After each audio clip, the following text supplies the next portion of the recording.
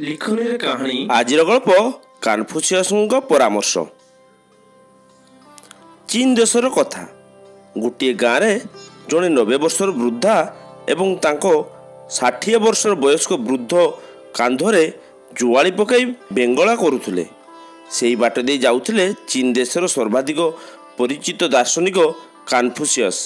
से यही दृश्य देखि सेठारे अटकी गले।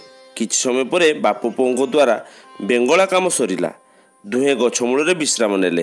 कन्फ्यूशियस यह देखि 90 वर्ष वयस्क वृद्धा को कहले, आपण कि प्रकार लोक कहतु तो आपण जानिछंती कि नहीं, सहर रे लोक एबे घोड़ा जुची बेंगला करुछंती, आपण घोड़ा व्यवहार करूनांती।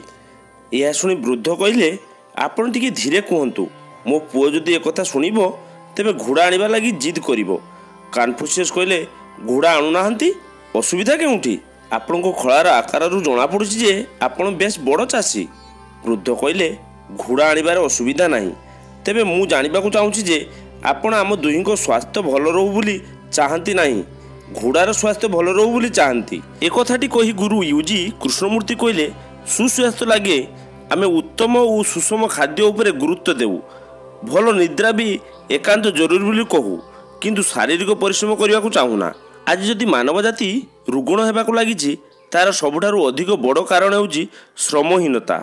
बुद्धि रे विकास घटिबा सहित मनुष्य कठिन शारीरिक परिश्रम लोड़ुथुबा काम लगी घोड़ा व्यवहार कला। तापर घोड़ार स्थान नेला जंत्र।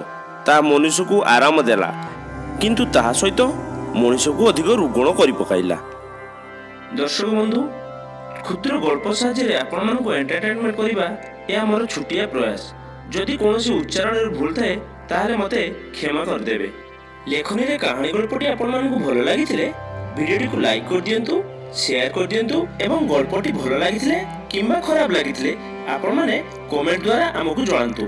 आपण मानकर कमेंट आम पई बहुत गुरुत्वपूर्ण। दर्शक बंधु, एमिति भल भल गल्प सुनिବାକୁ चाहुथिले चैनल को सब्सक्राइब कर दियंतु एवं पाकर थिबा बेल आइकन को दबाई दियंतु, जा फଳରେ वीडियो प्रथम नोटिफिकेशन आपण पाई परिबे। दर्शक बंधु, पुणी आउथरे देखा लेखनी कहानी रे आ गोटे अध्याय। से पर्यंत रहुछि, नमस्कार।